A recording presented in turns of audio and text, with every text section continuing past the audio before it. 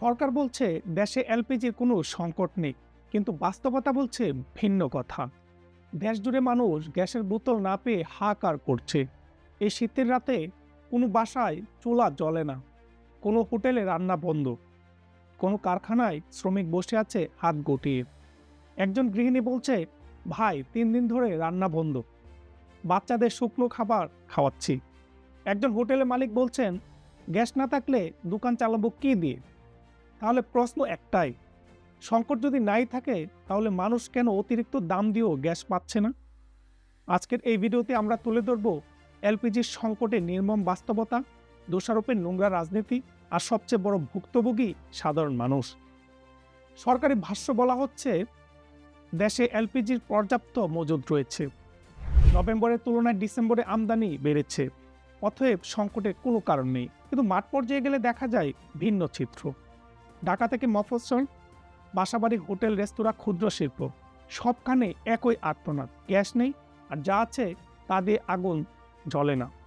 ঢাকার এক ডিলার বলছেন, সরবরাহ আগের চেয়ে অর্ধেক, বেশি চাইলে দিতে পারি না।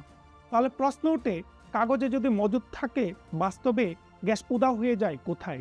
যখন বাস্তবতা আর সরকারি বক্তব্য মুখোমুখি দাঁড়ায়, তখন শুধু গ্যাস নয়, রাষ্ট্রের উপর মানুষের আস্থায় জ্বলে পড়ে ছাই হয়ে যায়। দাম নিয়ন্ত্রণ কাগজে, লুট মাঠে। বিইআরসি নির্ধারণ করেছে 12 কেজি এলপিজির দাম 1306 টাকা, কিন্তু বাস্তবে কি হচ্ছে?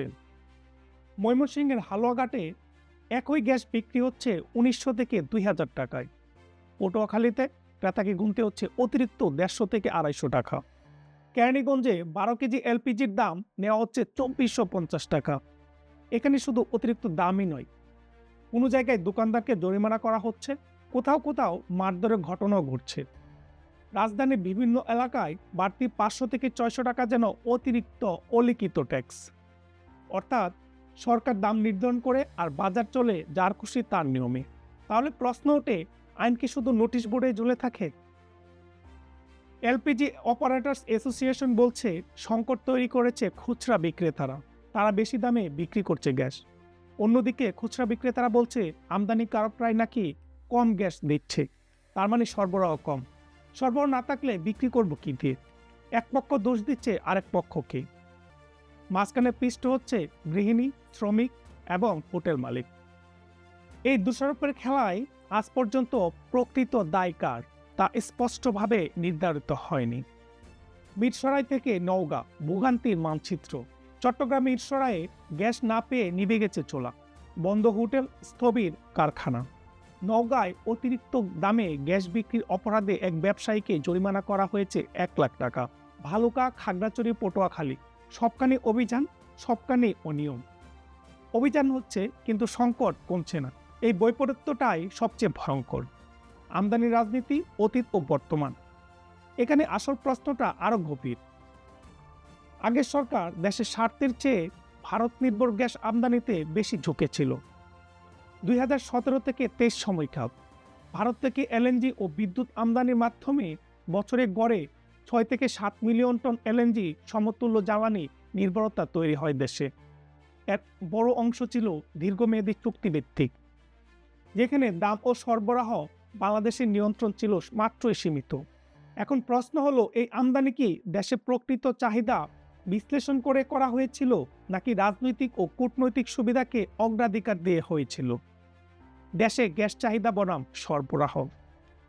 দেশে দৈনিক চাহিদা 3800 থেকে 4000 MMCFD, বাস্তব সরবরাহ 2700 থেকে 3000 MMCFD, মানে ঘাটতি 800 থেকে 1200 MMCFD। এই ঘাটতির জায়গা এলপিজির বিকল্প হওয়ার কথা ছিল, কিন্তু সেটা হয়ে গেছে 95% আমদানি নির্ভর ও অস্থির বাজার নির্ভর। বছরে এলপিজি আমদানি 12 থেকে 14 lakh metric ton. Dollar rate, shipping খরচ, সিন্ডিকেট সবকিছুর চাপ পড়ে সরাসরি ভোক্তার উপর। এখন প্রশ্ন উঠছে, বর্তমান সরকার কি করছে এ নিয়ে?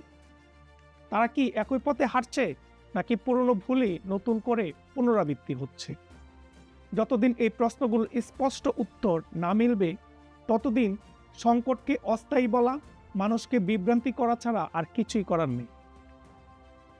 জানুয়ারিতে সরকারিভাবে 12 কেজি এলপিজির দাম বাড়ানো হলো 53 টাকা। কিন্তু প্রশ্ন হলো, দাম বাড়ানোর পরও যদি গ্যাসই না পাওয়া যায়, তাহলে এই মূল্যবৃদ্ধি কার স্বার্থ রক্ষা করলো? ভোক্তার তো নয়, তাহলে কার? এলপিজি সংকট কোনো সাময়িক সমস্যা নয়, এটা জ্বালানি ব্যবস্থাপনার গভীর ব্যর্থতার প্রতিচ্ছবি। যতদিন না নিশ্চিত হবে স্বচ্ছ আমদানি নীতি, কার্যকর বাজার তদারকি, কঠোর জবাবদিহি, ততদিন এই সংকট ঘুরে ফিরে আসবেই। কারণ দোষারোপে সমস্যা মেটে না, সমাধান আসে দায়িত্বে। আপনি কি মনে করেন, এটা কৃত্রিম সংকট নাকি ব্যবস্থাপনাগত ব্যর্থতা?